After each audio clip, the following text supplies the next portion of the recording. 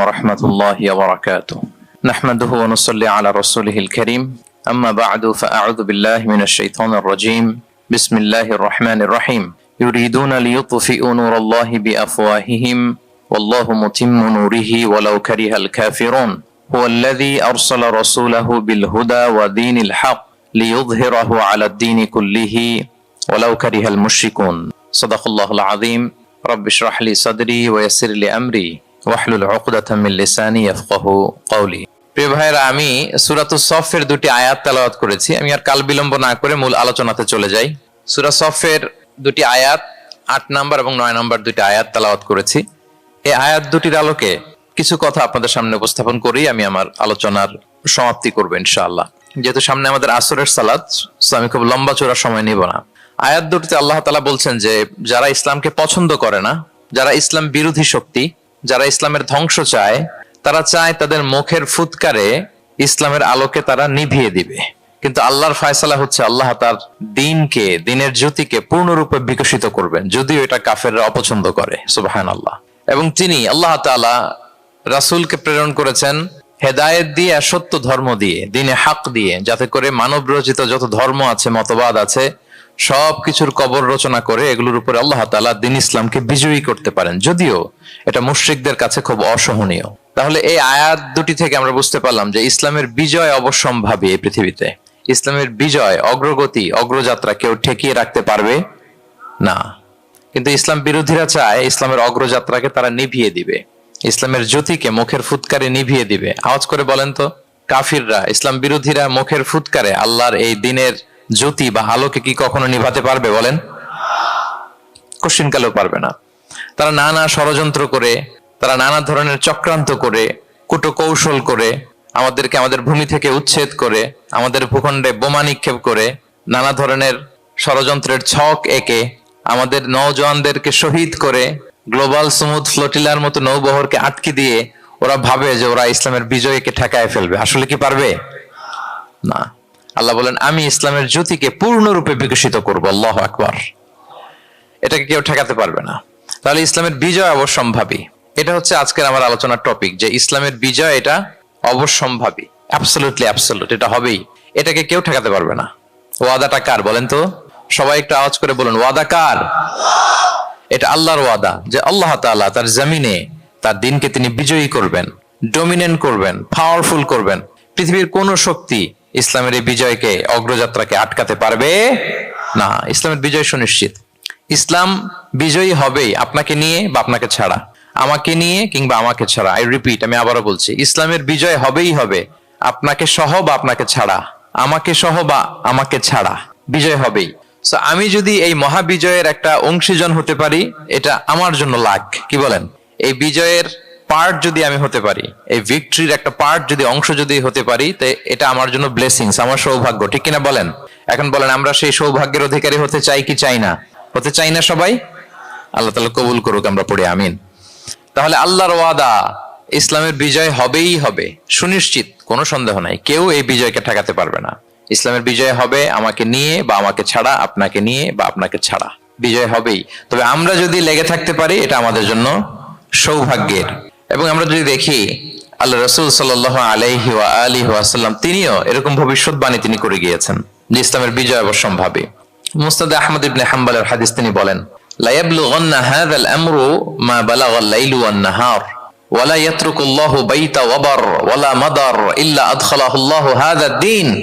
এই দ্বীন ইসলাম, এই লা ইলাহা ইল্লাল্লাহর বাণী পৌঁছে যাবে গোটা বিশ্বব্যাপী। যেখানে দিন হয়, রাত হয়, দিন রাত্রির আবর্তন পৃথিবীর যেখানে ঘটে, সেখানেই কালেমার বাণীকে পৌঁছে দিবে কে?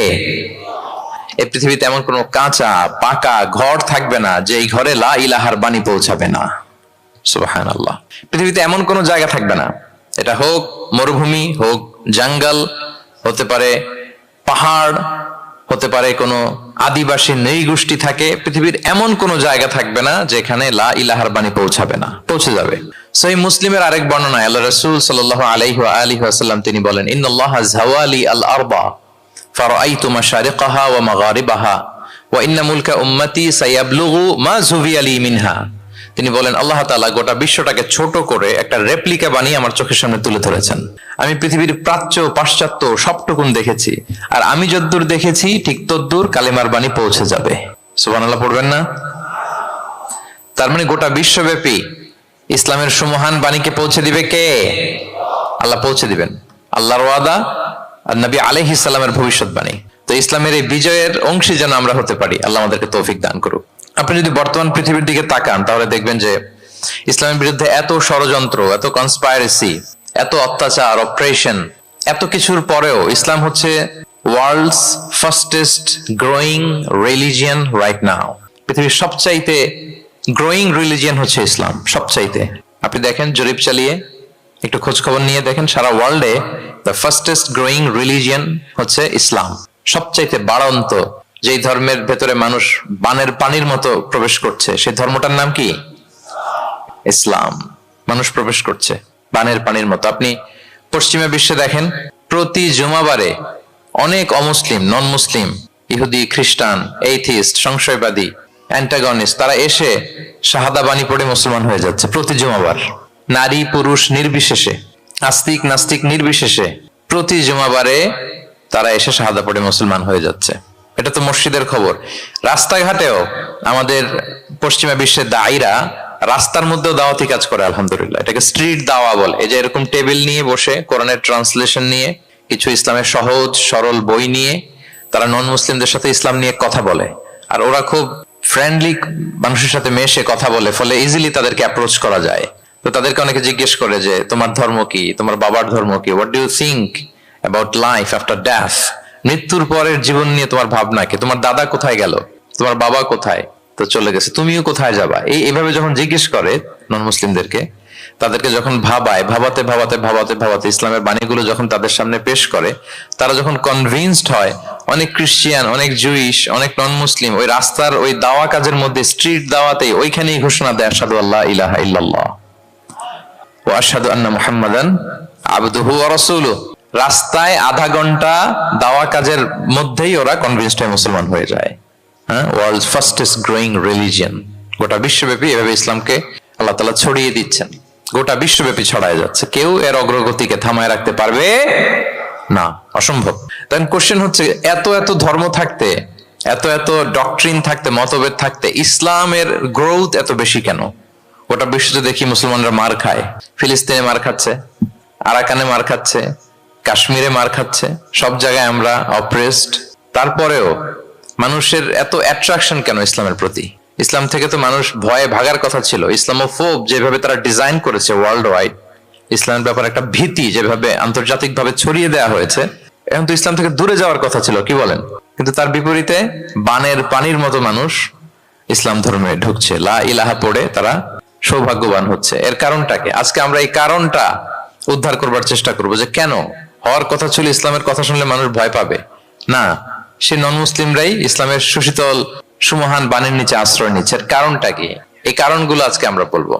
যে সমস্ত কারণে ইসলামের এই জয় জয়কার, যে সমস্ত কারণে অমুসলিমরা ইসলামের প্রতি অ্যাট্রাক্টেড হচ্ছে, যে সমস্ত কারণে মানুষ অন্য ধর্ম ছেড়ে মুসলিম হওয়ার জন্য পাগল পাড়া, এই কারণগুলো আজকে আমরা একটু অ্যানালাইসিস করব। এর মধ্যে এক নাম্বার কারণ হচ্ছে, আমার সুপ্রিয় দক্ষিণ কোরিয়া প্রবাসী ভাইয়েরা, এক নাম্বার কারণ হচ্ছে ইসলাম বা ইসলামী যে মতবাদ, এটা হচ্ছে ভেরি ন্যাচারাল। আমাদের ধর্মটা হচ্ছে ভেরি ন্যাচারাল রিলিজিয়ন। এটা খুবই স্বভাবজাত, খুবই স্বভাবজাত, রুচিসম্মত আর কি, পরিবেশ সম্মত, স্বাস্থ্যসম্মত, রুচিসম্মত, স্বভাবজাত। এটা মানতে, শুনতে, বুঝতে খুব সহজ। এটা আমাদের জীবনের সাথে খুব যায়। আরবিতে এটাকে বলে দীনুল ফিতরা। কি বলে? দীনুল ফিতরা, মানে এটা ফিতরাতের ধর্ম। এই ধর্মের উপরই মানুষকে আল্লাহ তাআলা তৈরি করেছেন। এটা যখন সুন্দরভাবে কারোর সামনে প্রেজেন্ট করা হয়, এটা তার কাছে এলিয়েন মনে হয় না, বরং বেশ আপন মনে হয়। এর কারণ হচ্ছে রুহের জগতে আমরা এরকম একটা কনফারেন্সে জয়েন করেছিলাম।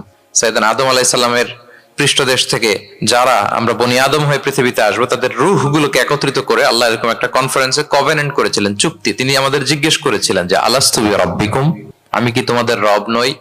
আমরা তখন স্বীকারোক্তি দিয়ে এসেছিলাম, আমরা বলেছিলাম ক্বালু বালা শাহিদিনা, হ্যাঁ আপনি আমাদের রব। তার মানে রুহের জগতেই আমরা আমাদের রবকে চিনে এসেছি, ইসলামকে চিনে এসেছি রুহের জগতেই। ফলে দুনিয়াতে যখন কেউ সুন্দর করে কোন অমুসলিমের সামনে ইসলামকে পেশ করে, প্রেজেন্ট করে, তার কাছে ইসলামকে বড্ড চেনা চেনা লাগে, ইসলামকে বড্ড আপন আপন লাগে। কারণ ইসলাম তার কাছে নতুন না, সে তো অনেক আগে ইসলামের সাথে পরিচিত হয়ে এসেছে। সুবহানাল্লাহ। রুহের জগতেই সে ইসলামকে চিনে এসেছে, ইসলামের সাথে একটা ইন্টারাকশন তার রুহের জগতেই ছিল। ফলে দুনিয়াতে যখন চমৎকার ভাবে কারোর সামনে ইসলামকে প্রেজেন্ট করা হয়, ইসলামকে তার কাছে অপরিচিত লাগে না, এলিয়েন মনে হয় না, বরং বড্ড আপন আপন লাগে তার কাছে ইসলামকে। ফলে সহজে সে ইসলামকে গ্রহণ করতে পারে। তাহলে এটাকে বলা হয় ফিতরাত। ফিতরাতাল্লাহিল্লাতী ফাতারান নাসা আলাইহা লা তাবদীলা লিখালকিল্লাহ। আল্লাহর প্রকৃতির অনুসরণ করো। আল্লাহ বলেন যে প্রকৃতির উপর আল্লাহ তাআলা মানুষকে বানিয়েছেন, আল্লাহর সৃষ্টি কাঠামোতে কোনো পরিবর্তন নেই। তাহলে সবাই এই ফিতরাত ইসলামের উপরই জন্মায়। অন্য হাদিসে আল্লাহ রাসূল সাল্লাল্লাহু আলাইহি ওয়াসাল্লাম বলেন যে মা মিন মাউলুদিন ইল্লা ইউলাদু আলাল ফিতরাহ ফাআবাওয়াহু ইউহাউবিদানিহি আও ইউনাসসিরানিহি আও ইউমাজ্জিসানিহি। মানে সব মানুষ ইসলামের উপর জন্মায়, পরে তার মা বাবারা হয়তো তাকে ইহুদি বানায় বা হিন্দু বানায় বা অগ্নি উপাসক বানায়, কিন্তু তার আসল ধর্ম হচ্ছে ইসলাম। আওয়াজ করে বলেন তো, আসল ধর্ম কি? আসল ধর্ম ইসলাম। সে ফিতরাতের উপর জন্মগ্রহণ করেছে, এমনিতেই বাই ডিফল্ট তার মনটা ইসলামের দিকে টানে। এই পৃথিবীতে যা কিছু ভালো, যা কিছু কল্যাণকর, যা কিছু আমাদের সাথে খাপ খায়, সুইট করে, সহজে সুইটেবল হয়, এটাই ফিতরাত। এটাই কি? ফিতরাত। তো সব মানুষ ফিতরাতের উপর জন্মেছে, ইসলামের উপর জন্মেছে। মেরাজের রাতে রাসূল সাল্লাল্লাহু আলাইহি ওয়াসাল্লামকে দুইটা পেয়ালা দেয়া হয়েছে। তিনি বললেন উতি চুবি ইনা আইন, আমাকে জিব্রাইল আলাইহিস সালাম দুইটা বাটি দিল বা পেয়ালা দিল। ফি আহাদিহিমা লাবান ওয়া ফিল আখারি খামর। এর একটার মধ্যে ছিল দুধ আর একটা মদ। আমি দেখতে পাচ্ছিলাম না কোনটাই কি। আমাকে যখন দেয়া হলো ফা আখাযতুল লাবান, আমি দুধের বাটি নিলাম। তখন জিবরিল আলাইহিস সালাম বললেন আসবতাল ফিতরাহ, আপনি ফিতরাতটাই নিয়েছেন, মানে যেটা ভালো ওইটাই নিয়েছেন, যেটা আপনার সাথে সুইট করে ওইটাই নিয়েছেন। সুবহানাল্লাহ পড়েন। তাহলে ইসলাম হচ্ছে দ্বীনুল ফিতরাহ, এটা ফিতরাতি ধর্ম, এটা অতিরিক্ত চাপিয়ে দেয়া না, এটাই আমাদের ধর্ম। এজন্য ইসলামকে প্রেজেন্ট করলে আমাদের সামনে সুন্দরভাবে, এটা আমাদের কাছে অস্বাভাবিক মনে হয় না, খুবই স্বাভাবিক মনে হয়, ভেরি ন্যাচারাল মনে হয় ইসলামকে আমাদের কাছে। এটা হচ্ছে ফিতরাতের ধর্ম। এই কারণে অমুসলিমরা ইসলামের প্রতি আকৃষ্ট হচ্ছে, কারণ ইসলাম মানা, ইসলাম বোঝা, ইসলামকে প্র্যাকটিস করা মানুষের জন্য সহজ। এটা স্বভাবজাত ধর্ম তার, এটা ভেরি ন্যাচারাল, প্রাকৃতিক, রুচিসম্মত, স্বভাবসম্মত। এজন্য ইসলামের প্রতি মানুষ আকৃষ্ট হয়। এই পয়েন্টটাকে সবাই বুঝতে পেরেছেন? দ্বীনুল ফিতরা বুঝতে পেরেছেন সবাই?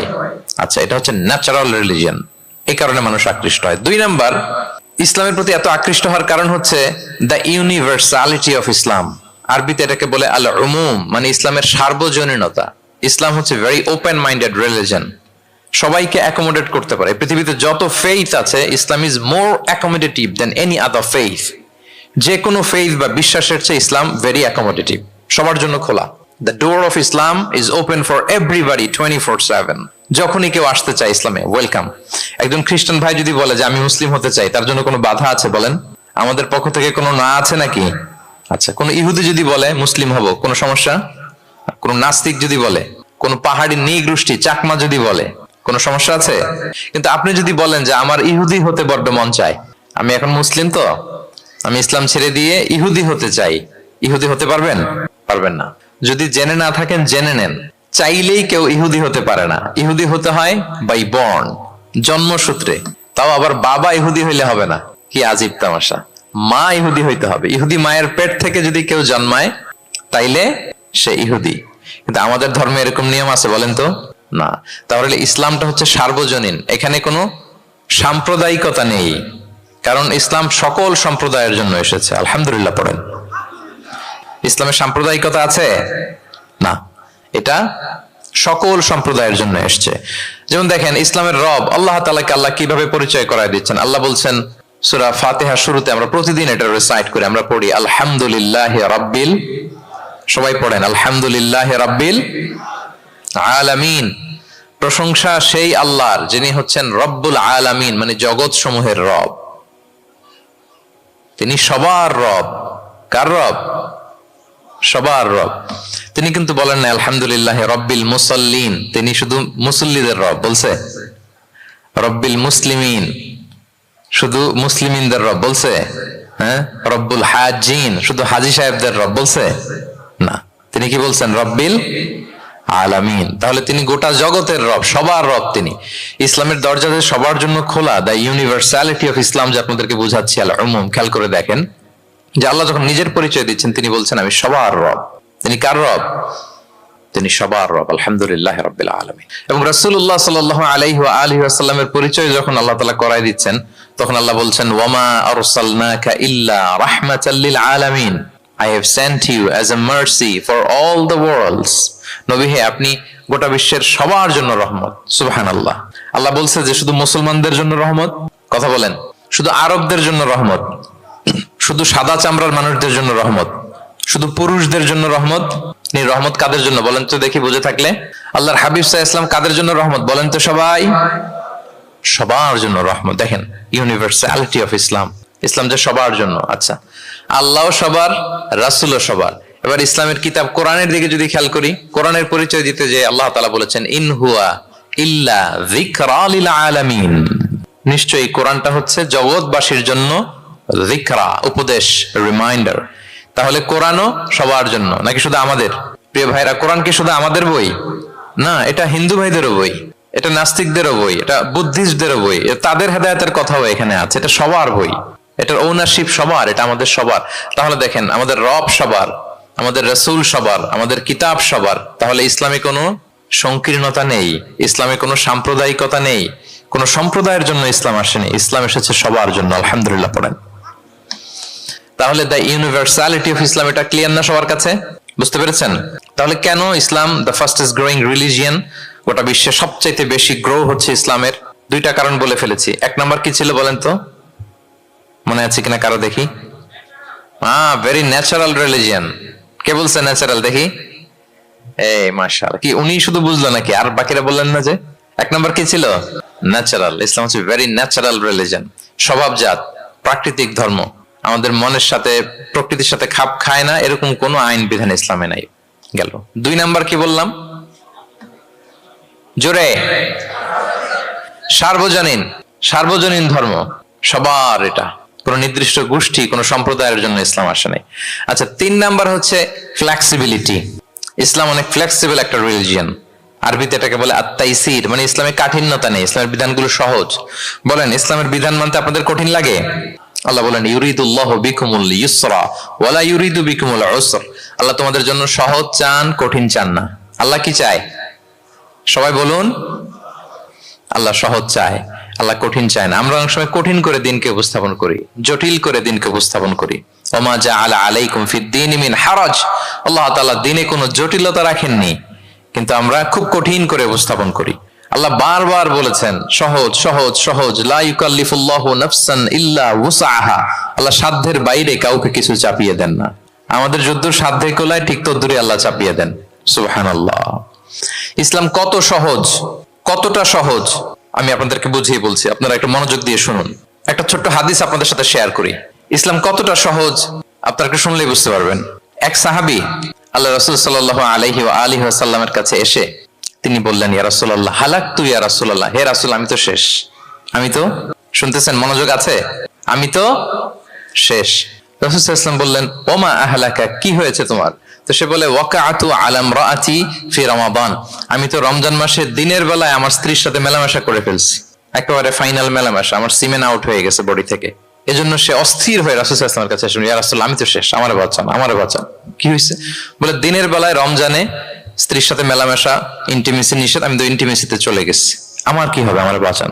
তো আপনারা জানেন যে ইচ্ছাকৃত যদি কেউ রোজা ভাঙে, আমি আপনাদেরকে বোঝাচ্ছি হচ্ছে ফ্লেক্সিবিলিটি, ইসলাম যে কতটা ফ্লেক্সিবল এটা আগে মাথায় রাখেন, যে what is the essence of flexibility in Islam, কতটা ফ্লেক্সিবল ইসলামের নিয়ম কানুন আর তাইসির। ইচ্ছা করে যদি কেউ রোজা ভাঙে, তার বিধান হচ্ছে তার কাজাও করতে হবে, কাফফারাও দিতে হবে। কাজা মানে একটা রোজার জন্য আরেকটা রোজা, আর কাফফারা হচ্ছে হয় তাকে একটা দাস আজাদ করতে হবে, অথবা তাকে 60টা রোজা রাখতে হবে টানা, অথবা 60 জন মিসকিনকে খাওয়াতে হবে। তো সে যখন এসে বললো, ইয়া রাসূলুল্লাহ আমাকে বাঁচান, কি করবো আমি? রাসূল সাল্লাল্লাহু আলাইহি ওয়াসাল্লাম বলেন, আচ্ছা ঠিক আছে, তুমি এই কাজ করে ফেলছো, তোমার তো পেনাল্টি হয়েছে। তো পেনাল্টি কি? তো বলে যে, রাসূল সাল্লাল্লাহু আলাইহি ওয়াসাল্লাম বলেন যে তুমি একটা দাস আজাদ করে দাও। বলে, ইয়া রাসূলুল্লাহ এই সক্ষমতা আমার নাই, আমি দাস আজাদ করবো কোত্থেকে? আচ্ছা, এটা পারবা না, তো তাহলে টানা 60টা রোজা রাখো কাফফারা হিসেবে, টানা 60 দিন রোজা রাখতে হবে, রমজান চলে যাওয়ার পরে 60 দিন রোজা, এটা রাখো। বলে, ইয়া রাসূলুল্লাহ এটাও পারবো না আমি। টানা 60 দিন রোজা আমি রাখতে পারবো না। আচ্ছা, এটাও যদি না পারো তাহলে তুমি 60 জন মিসকিনকে খাবার খাইয়ে দাও। এবার সে বলে, ইয়া রাসূলুল্লাহ, খাবারও খাওয়াতে পারবো না, আমি এই সামর্থ্য নাই। কি বিপদ! দাস আজাদ এটাও পারবা না, টানা 60টা রোজা এটাও পারবা না, 60 জন মিসকিনকে খাবার দিবা তাও পারবা না, তো কি আর করা, বসো, এক পাশে বসো। বসে আছেন, উনি অন্যান্য কাজ সারতেছেন। হঠাৎ এক ঝুড়ি খেজুর রাসূল সাল্লাল্লাহু আলাইহি ওয়াসাল্লামের কাছে আসলো, এক ঝুড়ি সাদাকার খেজুর। আসার পর রাসূল সাল্লাল্লাহু আলাইহি ওয়াসাল্লাম বললেন, ওই লোকটা কই যে এই কাজ করে ফেলছে, তাকে নিয়ে আসা হলো। রাসূল সাল্লাল্লাহু আলাইহি ওয়াসাল্লাম বললেন, যাও, দাসও আজাদ করতে পারবা না, 60টা রোজাও রাখতে পারবা না, 60 জন মিসকিনকে খাবারও দিতে পারবো না, তাহলে এক ঝুড়ি খেজুর আমার দরবারে আসছে, চ্যারিটির সাদাকার খেজুর, যাও এগুলো গরিবদের মাঝে বিতরণ করে দাও, তাসাদ্দাক বিহা ফিল মাদিনা, মদিনায় বিতরণ করে দাও। এবার সে বলে, আলা আফকারা মিন্না ইয়া রাসূলুল্লাহ, ইয়া রাসূলুল্লাহ, আমার চেয়ে গরিব কাউকে দিতে হবে? রাসূল সাল্লাল্লাহু আলাইহি ওয়াসাল্লাম বললেন, হ্যাঁ, গরিব কাউকে দিবা। বলতেছে, এই পুরো মদিনাতে আমার চেয়ে গরিব আর কেউ নাই। কি বিপদ! তোমার চেয়ে গরিব আর কেউ নাই? বলতেছে, আমি সবচাইতে মদিনায় গরিব। বলতেছে, তাহলে কি আর করবো, যাও তুমিই খাও, নিয়ে যাও বাসায়, তুমি আর তোমার ফ্যামিলির সবাই মিলে এটা খাও। চিন্তা করেন, আসছিল পেনাল্টি দিতে, নিয়ে গেল এক ঝুড়ি, কথা বোঝা নাই, নিয়ে গেল এক ঝুড়ি খেজুর। দেখেন, what is the flexibility of Islam. Islam কতটা ফ্লেক্সিবল, মানুষের সুবিধা অসুবিধাকে ইসলাম কতটা গুরুত্ব দেয়। আমরা ইসলামকে বোঝানোর ক্ষেত্রে, এক্সপ্লেইন করার ক্ষেত্রে এগুলো মাথায় রাখি না। তাহলে ইসলামের এই যে ফ্লেক্সিবিলিটি যখন কোনো নন মুসলিম দেখে, এই হাদিস যদি কোনো নন মুসলিম পড়ে, আপনি বলেন সে কি আর অন্য ধর্মে থাকতে পারবে? যে একটা ধর্ম এত ফ্লেক্সিবল হয় কি করে, এত ফ্লেক্সিবল। এভাবে আপনি যদি দেখেন যে রাসূল সাল্লাল্লাহু আলাইহি ওয়াসাল্লাম খুব সহজ করে দিন ইসলামকে উপস্থাপন করেছেন। কাউকে যখন তিনি কোনো দায়িত্ব দিয়ে কোথাও পাঠাতেন, তখন তিনি একটা বিখ্যাত কথা বলে দিতেন। সব সময় বলতেন যে, বাশশিরু ওয়ালা তুনাফিরু, ইয়াসসিরু ওয়ালা তুআসসিরু। তোমরা মানুষকে সুসংবাদ দাও দিনের ব্যাপারে, মানুষকে ভয় দেখিও না, দিন থেকে ভাগিও না। ইয়াসসিরু, তোমরা দিনকে সহজ করে প্রেজেন্ট করো, ইসলামকে জটিল করে মানুষের সামনে কখনো প্রেজেন্ট করো না। ফ্লেক্সিবিলিটি। আল্লাহ রাসূল সাল্লাল্লাহু আলাইহি ওয়া আলিহি ওয়াসাল্লাম, তিনি একবার মসজিদে নববীতে বসা, এক বেদুইন আসলেন। বেদুইন, নোমাডিক গায়, বেদুইন, যার মধ্যে সভ্যতার ছোঁয়া লাগেনি। তো সে মসজিদে ঢুকেই উঠে চড়ে আসলেন, উটটাকে মসজিদের পিলারের মধ্যে বেঁধে রাসূল সাল্লাল্লাহু আলাইহি ওয়াসাল্লামকে সালামও দিচ্ছে না। কি দিচ্ছে না? সালামও দিচ্ছে না, কথাও বলতেছে না। মসজিদে ঢুকে পিলারের মধ্যে উটটাকে বেঁধে 2 রাকাত নামাজ পড়া শুরু করছে। 2 রাকাত নামাজের পরে দোয়া করতেছে। কি দোয়া জানেন? দোয়ায় বলতেছে, আল্লাহুম্মা আরহামনি ওয়া মুহাম্মাদা ওয়া লা তারহাম মা'ানা আহাদা। মানে, আল্লাহ তুমি শুধু আমাকে রহম করো আর মুহাম্মদ সাল্লাল্লাহু আলাইহি ওয়াসাল্লামকে রহম করো, আমাদের দুইজনের সাথে আর কাউরে তুমি রহম করো না। বেদুইন হলে যা হয়, তার যে এটিকেটস অফ দোয়া, দোয়ার যে আদব, অন্যের জন্য দোয়া করলে যে নিজের লাভ, এটা ভুলে গেছে। আপনারা এটা জানেন তো যে অন্যের জন্য দোয়া করলে লাভ? জানেন? আপনি যদি এক ভাইয়ের জন্য দোয়া করেন যে আল্লাহ সে অসুস্থ, তুমি তাকে সুস্থ করে দাও, ফেরেশতারা বলতে থাকে, আল্লাহ যিনি এই দোয়াটা করলেন তার কোনো অসুস্থতা থাকলে আগে তুমি তাকে সুস্থ করে দাও। ধরেন যে আপনার এক ভাই দারিদ্রের কষাঘাতে জর্জরিত, টাকা পয়সা না, আপনি দোয়া করলেন যে আল্লাহ আমার ভাইটা আর্থিক সমস্যায় আছে, তার আর্থিক সমস্যা দূর করে দাও। ফেরেশতারা দোয়া করে, আল্লাহ যিনি দোয়া করলো তার যদি আর্থিক সমস্যা থাকে তুমি আগে তার আর্থিক সমস্যা দূর করে দাও। সুবহানাল্লাহ, সুবহানাল্লাহ বিহামদি। তো এক লোক এই হাদিসের ফজিলত শুনে ইফতারির পূর্ব মুহূর্তে, যেহেতু দোয়া কবুল হয়, তার ওয়াইফ ইফতারি তৈরি করতেছে। এই হাদিসের ফজিলত শুনে এক লোক তার বন্ধুর জন্য দোয়া করতেছে যে আল্লাহ আমার বন্ধুটার তো এখনো বিয়ে হয় নাই, তুমি সুন্দরী রূপবতী একটা স্ত্রীর ব্যবস্থা করে দাও আল্লাহ আমার বন্ধুর। এই দোয়া শুনে তার স্ত্রী তো রেগে মেগে আগুন। সেই ইফতারি রেখে দিয়ে এসে বলে, এই এত বড় সাহস, কি দোয়া করো এসব উল্টাপাল্টা? স্বামী বলে, কি দোয়া উল্টাপাল্টা, কি দোয়া করলাম? আমি তোমার বন্ধুর জন্য দোয়া করছি যে আল্লাহ তারে তুমি রূপবতী সুন্দরী স্ত্রীর ব্যবস্থা করে দাও। তো ওয়াইফ বলে, এই তুমি কি মনে করছো আমি হাদিসটা জানি না যে অন্যের জন্য ভালো কোনো দোয়া করলে আগে এটা নিজের জন্য কবুল হয়? সুবহানাল্লাহ। দেখেন ইসলামের বিধান কত সুন্দর। আপনি অন্যের কল্যাণ কামনা করলে এটা, এই কল্যাণ ফিরে আপনার দিকে আসে আগে। সুবহানাল্লাহ। তো ওই বেদুইনের এটা জানা ছিল না, সে এসে দোয়া করতেছে, আল্লাহুম্মা আরহামনি ওয়া মুহাম্মাদা ওয়া লা তারহাম মা'ানা আহাদা। আল্লাহ তুমি শুধু আমারে রহম করো আর মুহাম্মদ সাল্লাল্লাহু আলাইহি ওয়াসাল্লামের রহম করো, আমাদের দুজনের সাথে আর কাউরে রহম করো না। রাসূল ইসলাম তাকে বলেন, হায় রে, একটা প্রশস্ত বিষয়কে সে সংকীর্ণ করে ফেললো। আফসোস করে বলতেছে, কারণ আল্লাহর দরবারে রহমের কি কোনো ঘাটতি আছে বলেন তো? আল্লাহর দরবারে রহমতের কোনো কমতি আছে? নাই। রাসূল ইসলাম বলে, সে তো সবাইকে ইনক্লুড করতে পারতো। আচ্ছা গেল, দোয়া শেষে এবার সে মসজিদে নববীর মাঝখানে বসে পেশাব করা আরম্ভ করছে। এবার তো সাহাবারা রেগে মেগে আগুন, কি এত বড় সাহস, মসজিদে নববীর মাঝখানে পেশাব! সবাই উদ্ধত হচ্ছে, তাকে মারতে যাবে। রাসূল ইসলাম সবাইকে সামলালেন, থামালেন, বললেন, রাখো রাখো রাখো, ছাড়ো, আগে সারতে দাও। কারণ কেউ যখন ওয়াশরুম সারে মাঝখানে তাকে ডিস্টার্ব করা যায় না।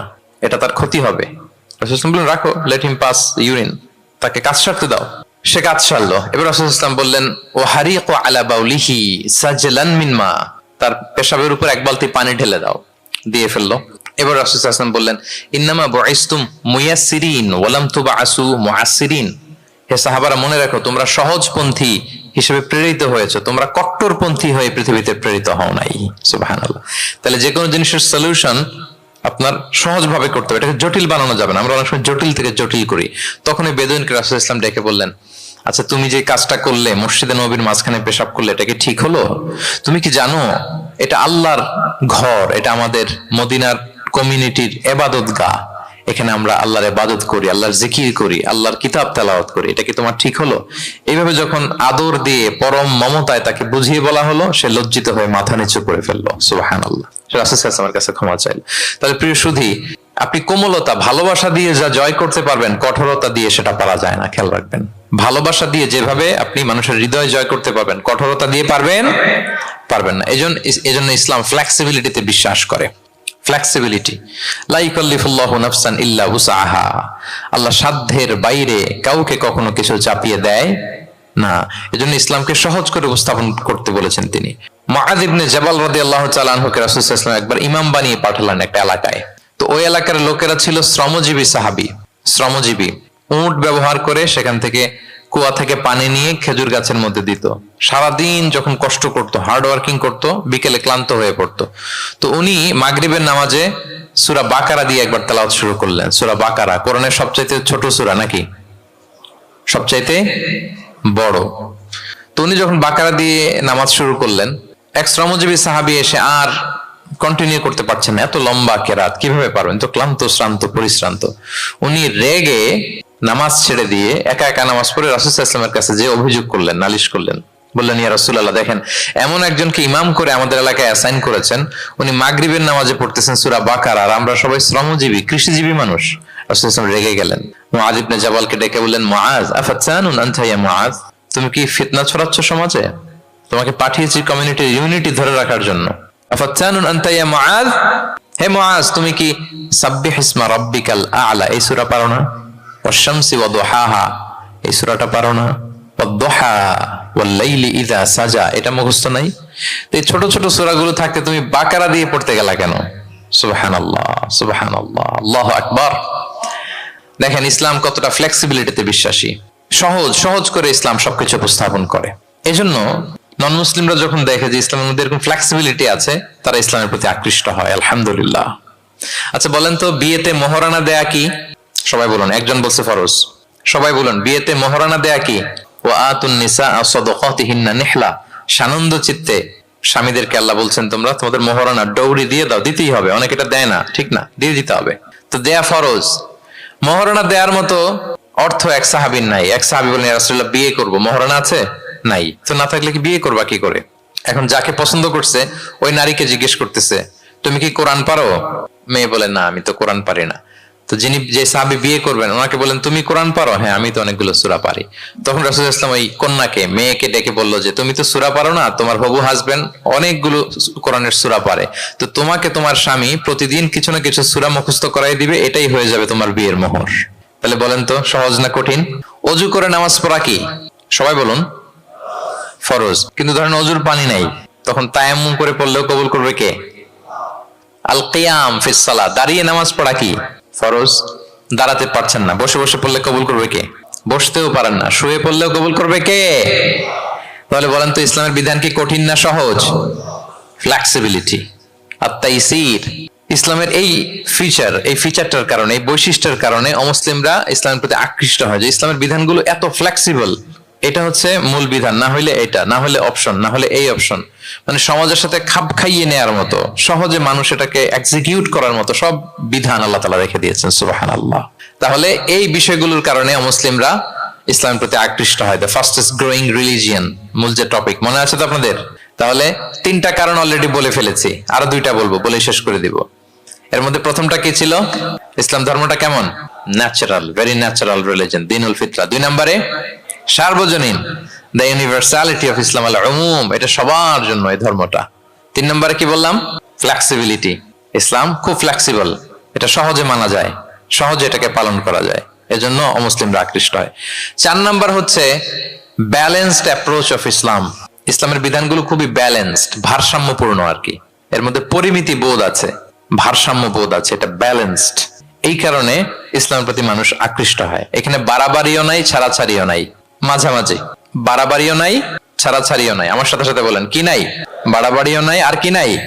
ছাড়াছাড়িও নাই, বরং মাঝামাঝি, ব্যালেন্সড অ্যাপ্রোচ। ইসলামের সবকিছু দেখবেন ব্যালেন্সড।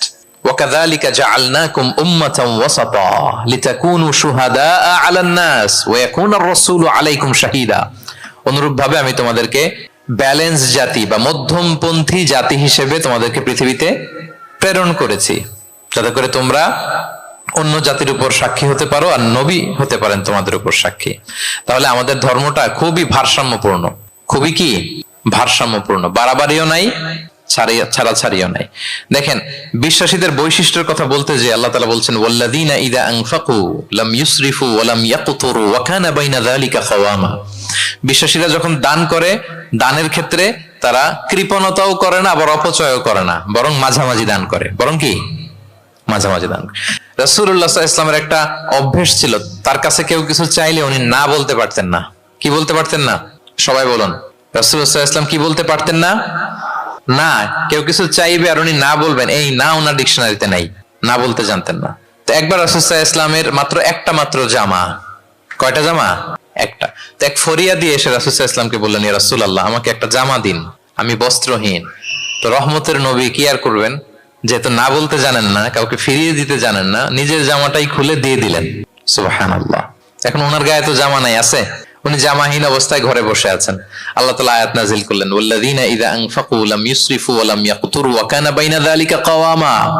বিশ্বাসীরা যখন দান করে, তারা কৃপণতাও করে না, আবার বাড়াবাড়িও করে না, মাঝামাঝি থাকে, মধ্যম পন্থা। মানে বুঝাতে চাইলেন, আল্লাহ তাআলা এই কথা দিয়ে বুঝাতে চাইলেন, নবী হে, জামা যদি দুটো থাকতো তাহলে না হয় একটা দিতেন, দুটো যদি থাকতো একটা দিতেন। এখন ছিল কয়টা? এটাই যখন দিয়ে দিয়েছেন, এখন আপনি পড়বেন কি? সুবহানাল্লাহ বিহামদি। ভারসাম্য শিখালেন আল্লাহ। তাহলে ইসলাম হচ্ছে ভারসাম্যের ধর্ম, ব্যালেন্সড রিলিজিয়ান, বাড়াবাড়িও নাই, ছাড়াছাড়িও নাই। সাহাবাদের মনের মধ্যে একবার কৌতূহল জাগলো যে রাসূল সাল্লাল্লাহু আলাইহি ওয়াসাল্লাম রাত্রিবেলা কি আমল করে, দিনের বেলা কি আমল করে, ওনার ব্যক্তিগত আমলগুলো কেমন, একটু দেখে আসি। তো ওনার খোঁজ লাগালেন। খোঁজ লাগিয়ে যা পেলেন তাদের খুব একটা মনোপুত হলো না। ওনারা ভাবলেন যে রাসূল সাল্লাল্লাহু আলাইহি ওয়াসাল্লাম হয়তো আরো বেশি আমল করেন, কিন্তু ওনাদের কাছে মনে হলো যে কিছুটা বোধহয় কমই হয়ে যাচ্ছে। তো একজন বলল, আরে রাসূল সাল্লাল্লাহু আলাইহি ওয়াসাল্লামের তো আগের পরের সব গুনাহ মাফ, গফিরা লাহু মা তাকাদ্দামা মিন যামবিহি ওয়া মা তাআখার। ওনার তো কোনো গুনাহই নাই, এই আমল ওনার জন্য ঠিক আছে, আমাদের জন্য ঠিক না, আমাদের আরো বাড়াই করতে হবে। তো কি করা যায়? এই চিন্তা থেকে এরা একজন বলে যে তাইলে একটা কাজ করি, আমি আর এখন থেকে রাতে ঘুমাবো না, সারা রাত তাহাজ্জুদ করবো। সারা রাত কি করবো? আচ্ছা। আরেকজন বলে, তাহলে আমি কালকে থেকে যে নফল রোজা রাখা শুরু করব, জীবনেও মরার আগের দিন পর্যন্ত আর রোজা ভাঙবো না, খালি রোজা চলতেই থাকবে। দুইজন তো দুইটা নিয়ে নিছে। আরেকজন কি করবে? আরেকজন বলে, তোরা যা করছস, আমি এক কাজ করি, আমি আর আমার স্ত্রীর কাছেই যাব না, সন্ন্যাসী হয়ে গেলাম, আর বউদের কাছে যাব না, সন্ন্যাসী জীবন, খালি আল্লাহ বিল্লাহ, ইবাদত, জিকির, আজকার, দোয়া, দরুদ পড়তে পড়তে জীবন শেষ করে দেব। তিনজন তিনটা নিয়ে নিল। এই কথা যখন রাসূলুল্লাহ সাল্লাল্লাহু আলাইহি ওয়াসাল্লাম তিনি শুনলেন, তিনি অপছন্দ করলেন। তিনি বললেন, মা বালু আকওয়ামিন ইয়াকুলুনা কাযা ওয়া কাযা। তোমাদের কি হলো?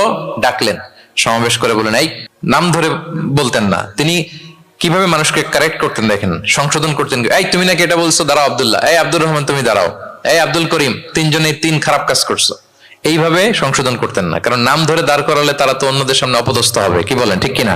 নাম না ধরে তাদের কাজ নিয়ে বললেন যে, মা বালু আকওয়ামিন ইয়াফআলুনা কাযা ওয়া কাযা, মা বালু আকওয়ামিন ইয়াকুলুনা কাযা ওয়া কাযা। আচ্ছা, তোমাদের মধ্যে কয়েকজন নাকি এই কাজের ঘোষণা দিছো, তোমাদের মধ্যে কয়েকজন। তাহলে যেই তিনজন দিছে এরা তো বুঝে ফেলছে যেগুলো আমাদের কি বলতেছে, ঠিক কিনা বলেন? আর বাকিরাও সতর্ক হয়ে গেল। এবার রাসূল সাল্লাল্লাহু আলাইহি ওয়াসাল্লাম বললেন, না, তোমাদের এই কাজটা ঠিক হয়নি। ইন্নী লা আখশাকুম লিল্লাহি ওয়া আতকাকুম লাহু। তোমাদের মধ্যে আমি নবী সবচেয়ে বেশি আল্লাহকে ভয় করি, আমি সবচেয়ে বড় মুত্তাকি। কই, আমি তো রাতে ঘুমাই আবার তাহাজ্জুদ পড়ি, কিছু সময় ঘুমাই কিছু সময় তাহাজ্জুদ পড়ি। এই ভারসাম্য রেখে জীবন চালাতে আমার তো তাকওয়ার কোনো ক্ষতি হয় না। আমি তো স্ত্রীদের সাথে মিশি, আমার তো কোনো সমস্যা হয় না। আমি মাঝে মাঝে নফল রোজা রাখি সোম বৃহস্পতি, বাকি দিনগুলোতে দিনের বেলা আমি খাই, কই এই ভারসাম্যপূর্ণ জীবন আচরণে আমি নবী হয়ে তো আমার কোনো সমস্যা হয় না, তোমাদের তো সমস্যা কোথায়? সুবহানাল্লাহ। তাহলে রাসূল সাল্লাল্লাহু আলাইহি ওয়াসাল্লামের চাইতে যদি কেউ বড় মুত্তাকি হতে চায়, হতে পারবে বলেন তো? না। সেই নবী রাতে কখনো নির্ঘুম থাকতেন না, only except the last 10 days of Ramadan. রমাদানের শেষ 10 রাতে রাসূল সাল্লাল্লাহু আলাইহি ওয়াসাল্লাম ঘুমাতেন না। আর সারা বছরের রুটিন হচ্ছে এশার পরেই ঘুম দিয়ে এরপর রাসূল সাল্লাল্লাহু আলাইহি ওয়াসাল্লাম শেষ রাতে তাহাজ্জুদ পড়তেন, মানে ঘুমোতেন আবার নামাজ পড়তেন, ব্যালেন্সড। ইবাদত করতেন, স্ত্রীদের সাথেও মিশতেন, মাঝে মাঝে রোজা রাখতেন, আবার মাঝে মাঝে না রেখে খাবার খেতেন দিনের বেলা। সুবহানাল্লাহ। তাহলে এটাকে বলে the balanced approach of Islam, আরবিতে বলে আল ওয়াসাতিয়াতু ওয়াল ইতিদাল, মানে মধ্যমপন্থী থাকা, ভারসাম্যপূর্ণ থাকা। ইসলামের অনন্য একটা বৈশিষ্ট্য হচ্ছে এই আল ওয়াসাতিয়া, মানে দ্য ব্যালেন্সড অ্যাপ্রোচ, ভারসাম্যপূর্ণ জীবন বিধান। এগুলো যখন অমুসলিমরা দেখে তারা অবাক হয়ে যায়।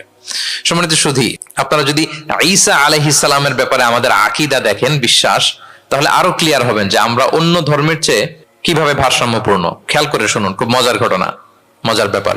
ঈসা আলাইহিস সালামের ব্যাপারে আমাদের যে বিশ্বাস বা আকীদা, এটার দিকে খেয়াল করলেই বুঝবেন যে আমরা কেমন করে ব্যালেন্সড। আচ্ছা, আপনারা কি কেউ জানেন খ্রিস্টানরা ঈসা আলাইহিস সালামের ব্যাপারে কি বলে? কেউ জানেন? জানলে বলুন। আল্লাহর, নাউযু বিল্লাহি মিন যালিক, ওনারা ঈসা আলাইহিস সালামকে বলে আল্লাহর ছেলে, the son of God, Jesus Christ is the son of God, আল্লাহর ছেলে, নাউজুবিল্লাহ। তাহলে দেখেন ওনার সম্মান বাড়াইতে বাড়াইতে কোথায় নিছে? খোদার চেয়ারে নিয়ে বসাইছে, তাই না? ঈসা আলাইহিস সালামকে খ্রিস্টানরা কোথায় বসাইছে? আল্লাহর চেয়ারে, আল্লাহর সন্তান বানাই ফেলছে, নাউজুবিল্লাহ। তাহলে বাড়াবাড়ি করলো, কি করলো? ঈসা আলাইহিস সালামের ব্যাপারে খ্রিস্টানরা কি করলো? বাড়াবাড়ি। আচ্ছা, আপনারা কি জানেন ইহুদিরা ঈসা আলাইহিস সালামের ব্যাপারে কি বলে? কেউ জানেন? তারা ঈসা আলাইহিস সালামকে ওয়ালাদুজ জিনা বলে, বাস্টার্ড বলে, নাউযুবিল্লাহ। কি বলে? জিনার সন্তান, মানে জারদ সন্তান বলে আল্লাহর এই নবীকে ইহুদিরা। তাহলে ওনাকে অপমান করতে করতে ছাড়াছাড়ি, যেটা নামাতে নামাতে কত নিচে নামাইছে দেখছেন? তাহলে এক ধর্ম ওনারে উঠাতে উঠাতে আল্লাহর চেয়ারে, আর এক ধর্ম ওনারে নামাতে নামাতে জমিনের নিচে। আমরা কি বলি ঈসা আলাইহিস সালামের ব্যাপারে? দেখেন, আমরা বলি ঈসা আলাইহিস সালাম হচ্ছে আব্দুল্লাহি ওয়া রাসূলুহু, তিনি আল্লাহর বান্দা এবং আল্লাহর রাসূল। আল্লাহর বান্দা বলার মধ্য দিয়ে আমরা খ্রিস্টানকে রিফিউট করি, খ্রিস্টান কমিউনিটিকে। তোমরা যে আল্লাহর চেয়ারে নিয়ে বসে, সেটা ভুল, ওইখানে না, আরো নিচে নামাইতে হবে। উনি আল্লাহর বান্দা আর রাসূলুহু, সম্মানিত রাসূল বলে আমরা ইহুদিদেরকে রিফিউট করি। তাদের জবাব দেই যে না, তোমরা একজন নবীকে যে অপমান করে বলেছো উনি বাস্টার্ড, না, উনি রাসূলুহু, আল্লাহর প্রেরিত রাসূল, এই বলে ওনার সম্মানকে আমরা উপরে উঠাই। তাহলে একদল নিছিল ওইদিকে, ওইখান থেকে নিচে নামায় নিয়ে আসি, একদল মাটির নিচে ঢুকাই দিছে, ওইখান থেকে উপরে উঠাই নিয়ে আসি। তাহলে আমরা মাঝামাঝি থাকি। সুবহানাল্লাহ পড়বেন না? ঈসা আলাইহিস সালামের ব্যাপারে আমাদের আকীদা হচ্ছে মানহাজুল ওয়াসাতিয়াতি ওয়াল ইতিদাল, আমরা মাঝামাঝি থাকি। আচ্ছা, আমাদের যে বোনদের পিরিয়ড হয় প্রতি মাসে, মেনস্ট্রুয়েশনাল পিরিয়ড হয়, খ্রিস্টানরা কি করে জানেন? কোনো বাছবিছান নাই, পিরিয়ড আর নন পিরিয়ডের কোনো বাছবিছান নাই, সারা মাস তারা তাদের স্ত্রীদের সাথে ইন্টিমেসিতে যায়। আচ্ছা, মানে বাড়াবাড়ি করলো, ছাড়াছাড়ি করলো। আর ইহুদিরা কি করে জানেন? ইহুদিরা বোনদের যখন পিরিয়ড হয় স্ত্রীদের, তখন স্ত্রীদের সাথে কোনো কথাবার্তা, স্পর্শ কিছুই করে না, এদেরকে ঘর থেকে বের করে দেয়। তাদের আলাদা একটা ঘর থাকে, যে 5 দিন 7 দিন বোনদের পিরিয়ড হয়, ওই বাসায় থাকো, ওই রুমে, পিরিয়ড ভালো হয়ে যাবে, এরপর আমার এখানে আসবো। দেখেন, একদল করছে বাড়াবাড়ি, আরেক দল ছাড়াছাড়ি। কিন্তু ইসলামের কত সুমহান বিধান, কত সুমহান বিধান! পিরিয়ড চলাকালীন সব করা যাবে, কিন্তু ফাইনাল ইন্টিমেসি ছাড়া, আরবিতে যেটাকে বলে আল জিমা, এটা ছাড়া। তাহলে দেখেন, এই যে ঈসা আলাইহিস সালাম এবং এই যে বোনদের পিরিয়ডের যে বিধান, এক্ষেত্রে আমাদের ভারসাম্যপূর্ণ বিধান ফুটে ওঠে, যেটাকে বলে ব্যালেন্সড অ্যাপ্রোচ অফ ইসলাম, ইসলামের ভারসাম্যপূর্ণ বিধান। তো ইসলামের এই ব্যালেন্সড অ্যাপ্রোচ যখন অমুসলিমরা দেখে, তারা ইসলামের প্রতি আকৃষ্ট হয়ে যায়। আলহামদুলিল্লাহ। তাহলে কয়টা বললাম? 1 নম্বরে ন্যাচারাল রিলিজিয়ন, 2 নম্বরে দ্য ইউনিভার্সালিটি অফ ইসলাম, সার্বজনীন, 3 নম্বরে ফ্লেক্সিবিলিটি, তাইসির, সহজ ইসলামের বিধান, 4 নম্বরে ব্যালেন্সড অ্যাপ্রোচ, ভারসাম্যপূর্ণ, বাড়াবাড়িও নাই, ছাড়াছাড়িও নাই। 5 নম্বরে সর্বশেষ আল ইনসানিয়া, এটাকে বলে রিলিজিয়ন অফ হিউম্যানিটি, ইসলাম মানবতার ধর্ম। কিসের ধর্ম? ইসলাম মানবতার ধর্ম। যখন এটা দেখে মুসলিমরা আর ধরে রাখতে পারে না নিজেকে। সুবহানাল্লাহ। প্রত্যেক শ্রোতা বলবেন, অল অডিয়েন্স একসাথে বলেন, ইসলাম কিসের ধর্ম? মানবতার ধর্ম। মানুষকে ইসলাম সবচাইতে মর্যাদা দেয়। একবার এক ইহুদির লাশ যাচ্ছিল রাসূল সাল্লাল্লাহু আলাইহি ওয়াসাল্লামের সামনে দিয়ে, এই লাশ দেখে, ইহুদির লাশ দেখে নবী সাল্লাল্লাহু আলাইহি ওয়াসাল্লাম দাঁড়িয়ে গেলেন। সাহাবারা বললেন, ইয়া রাসূলুল্লাহ, ইন্নাহু ইয়াহুদি, আপনি দাঁড়ালেন যে, এটা তো ইহুদির লাশ। রাসূল সাল্লাল্লাহু আলাইহি ওয়াসাল্লাম বললেন, আওয়ালাইসাত নাফসান, এটা কি মানুষ না? সুবহানাল্লাহ পড়বেন না? আওয়ালাইসাত নাফসান, হোক না ইহুদি, হোক না খ্রিস্টান, হোক না মাজুসি অগ্নি উপাসক, সে তো মানুষ। তাকে মানুষ হিসেবে কনসিডার করে তাকে সম্মান দিতে যে আমি দাঁড়িয়েছি। সুবহানাল্লাহ বিহামদি। তাহলে মানবতাকে ইসলাম গুরুত্ব দেয়, মানুষকে ইসলাম কি করে? গুরুত্ব দেয়। আল্লাহ বলেন ওয়ালাকাদ কাররামনা বানি আদম, I have dignified the status of the sons of Adam. আমি বনি আদমের স্ট্যাটাসকে বাড়িয়েছি, মর্যাদাকে বাড়িয়েছি। মানুষ মাত্রই তার সম্মান আছে না নাই? দেখেন আল্লাহ আমাদেরকে এত সম্মানিত করেছেন, ঈমান আনার ব্যাপারে আমাদেরকে কোনো জোর জবরদস্তি করেন নাই, স্বাধীনতা দিয়েছেন। আমরা ফ্রি টু অ্যাকসেপ্ট ইসলাম।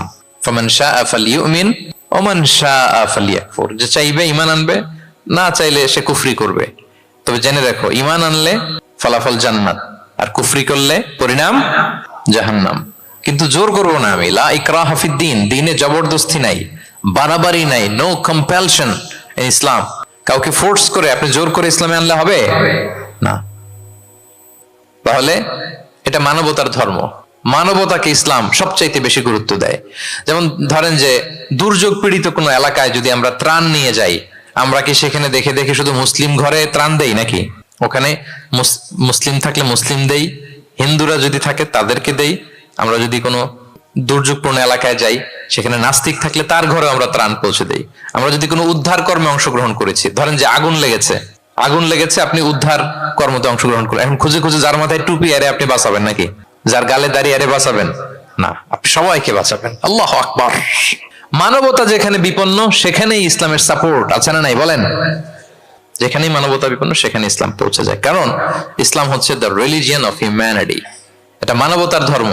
মানুষ হিসেবে ইসলাম সবাইকে কনসিডার করে। মদিনাতে একবার ৬০ জন খ্রিস্টান পাদ্রী আসবে নাজরান থেকে। খ্রিস্টান পাদ্রী কোন ধর্মের? খ্রিস্টান। এখন তাদের সাথে এই ফরেন ডেলিগেট যখন আসবে, কোথায় বসবে? রাসূল সাল্লাল্লাহু আলাইহি ওয়াসাল্লাম ওইরকম জায়গা তো নাই। এখনই না রাজা বাদশাদের প্যালেস থাকে, প্রাসাদ, এটা সেটা। কোথায় বসবে?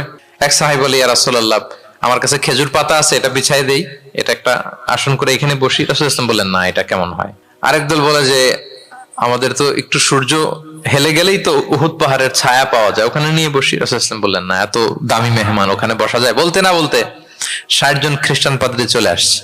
এখন রাসূল সাল্লাল্লাহু আলাইহি ওয়াসাল্লাম কোথায় বসতে দিবেন? উনি উপায়ন্তর না পেয়ে তাদের সবাইকে নিয়ে মসজিদে নববীর দরজা খুলে দিলেন। ৬০ জন খ্রিস্টানকে কোথায় ঢুকতে দিলেন? মসজিদে নববী। অনেক সিরাত গ্রন্থ এই বর্ণনাটাকে কভার করেছে। সিরা আল হালাবিয়া, জাদুল মাআদ ফি হাদি খায়রিল ইবাদ সহ অনেক সিরাত গ্রন্থে এসেছে ৬০ জন খ্রিস্টান মুসলমানদের নবীর তৈরি করা প্রতিষ্ঠিত মসজিদের নবীর ভিতরে ঢুকে মিটিং সেরেছে। এবং এক বর্ণনায় এমনও এসেছে, ইন দ্য মিন টাইম আসরের সময় ওদের যখন ইবাদতের সময় হয়েছে, রাসূল সাল্লাল্লাহু আলাইহি ওয়াসাল্লাম তাদেরকে ইবাদতের অনুমতি দিলেন। তারা তাদের কিবলা পূর্ব দিকে, ৬০ জন মিলে পূর্ব দিকে হয়ে তারা তাদের নিজেদের ইবাদত সেরেছে। সুবহানাল্লাহ।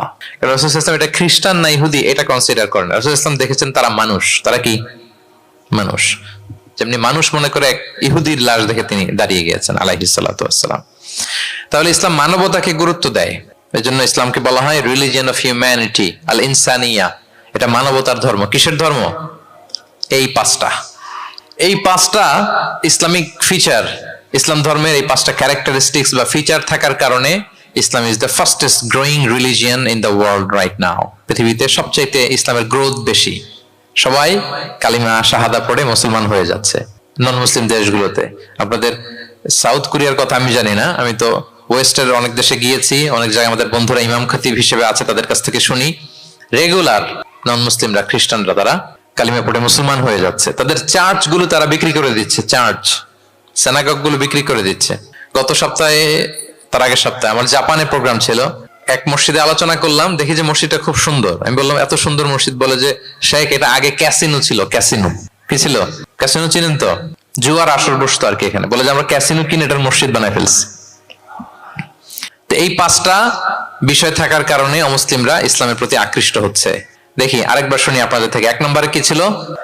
এটা ন্যাচারাল রিলিজিয়ন, এটা প্রকৃতির ধর্ম, প্রাকৃতিক স্বভাবজাত। 2 নম্বরে এটা সার্বজনীন ধর্ম, দ্য ইউনিভার্সালিটি অফ ইসলাম। 3 নম্বরে ফ্লেক্সিবিলিটি আর তাইসির, এই ধর্মের বিধান মানা একেবারে সহজ, ব্যালেন্সড অ্যাপ্রোচ, এটা ভারসাম্যপূর্ণ একটা জীবন বিধান। 4 নম্বরে।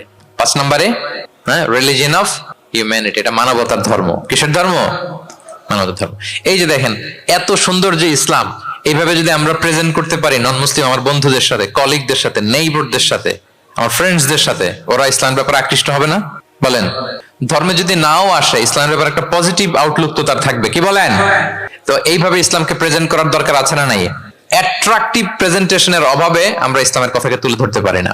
ওরা যে মতবাদ, ওদের যে ডক্ট্রিন, ওদের যে আইডিওলজি, ওদের যে চিন্তা চেতনা, এই বস্তা পচা মতবাদকে ওরা সুন্দরভাবে বিউটিফাই করে, ফান্ডিং করে, এমন প্যাট্রনেজের সাথে গোটা বিশ্বে আনে, চোখ ধাঁধানো মনে হয়। কিন্তু আমাদের প্রপার প্রেজেন্টেশনের কারণে আমরা ইসলামকে নন মুসলিম বন্ধুদের কাছে তুলে ধরতে পারি না। এজন্য আমরা অমুসলিম দেশে যারা থাকি, এটা আমাদের সবার দায়িত্ব। We all are the ambassador of Islam in a non Muslim land. প্রত্যেকে আমরা ইসলামিক অ্যাম্বাসেডর। আপনাকে দেখে ওরা ইসলামকে জাজ করবে। আপনি যদি মিথ্যা বলেন তো আপনার গালে দিবে না, বলবে মুসলমানরাই এরকম, ঠিক কিনা? আপনি লেনদেনে যদি কারচুপি করেন, বলবে মুসলমানরাই এরকম।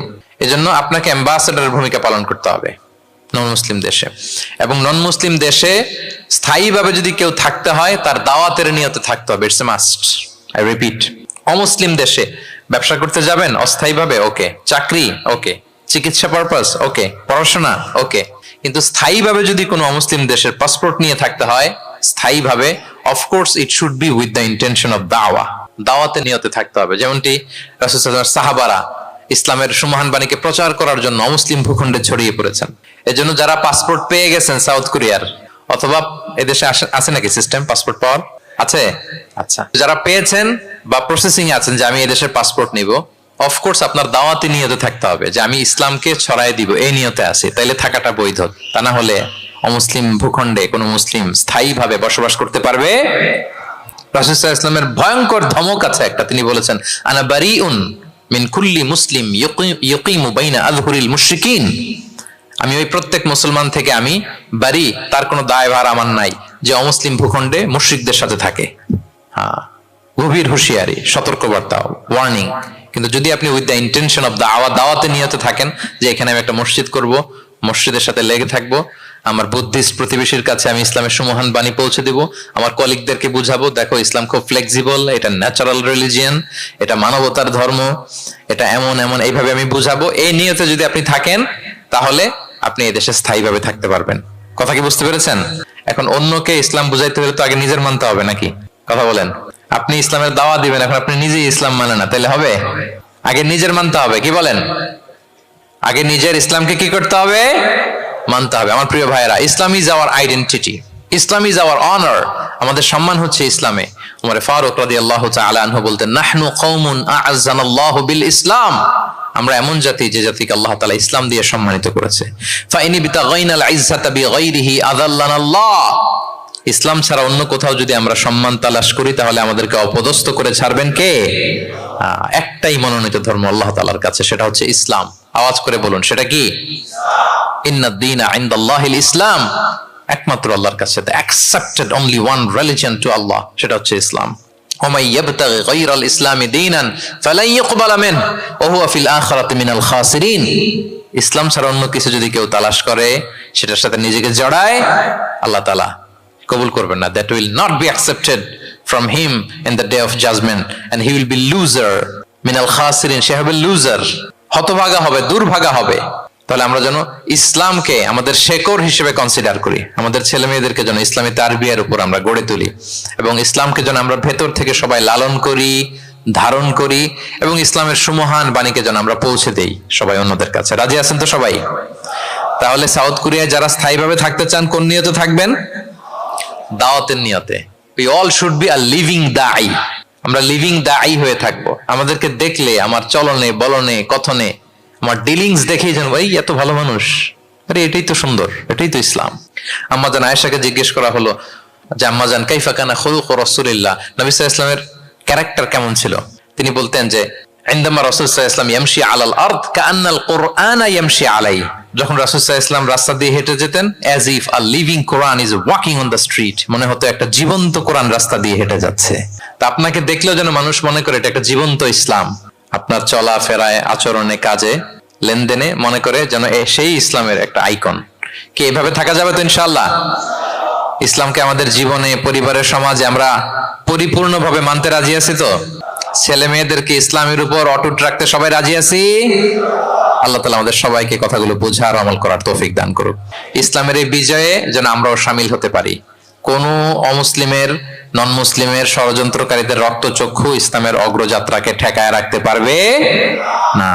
আল্লাহ তার দিনের জ্যোতিকে পূর্ণরূপে বিকশিত করবেন এবং দিনের বিজয়ের এই মহা সমারোহে আমরা যেন অংশীজন হতে পারি। আল্লাহ তাআলা আমাদের সবাইকে কথাগুলো বোঝার ও আমল করার তৌফিক দান করুক। হাযা মা ইনদি ওয়াল ইলমু ইনদাল্লাহি আলাইহি তাওয়াক্কালতু ওয়া ইলাইহি উনীব। দীর্ঘ প্রায় 1 ঘন্টা খুব মনোযোগ দিয়ে আপনারা এই টপিকের উপর আলোচনা শুনলেন। আপনাদের সবাইকে আবারও ধন্যবাদ জানাই। আজকের প্রোগ্রামের অর্গানাইজিং কমিটি যারা আছে তাদেরকে অন্তরের অন্তঃস্থল থেকে শুভেচ্ছা জানিয়ে ভবিষ্যতে আবারও হয়তো আপনাদের সাথে কোথাও দেখা হয়ে যাবে সেই প্রত্যাশা রেখে এখানেই শেষ করছি। আসসালামু আলাইকুম ওয়া রাহমাতুল্লাহি ওয়া বারাকাতুহু।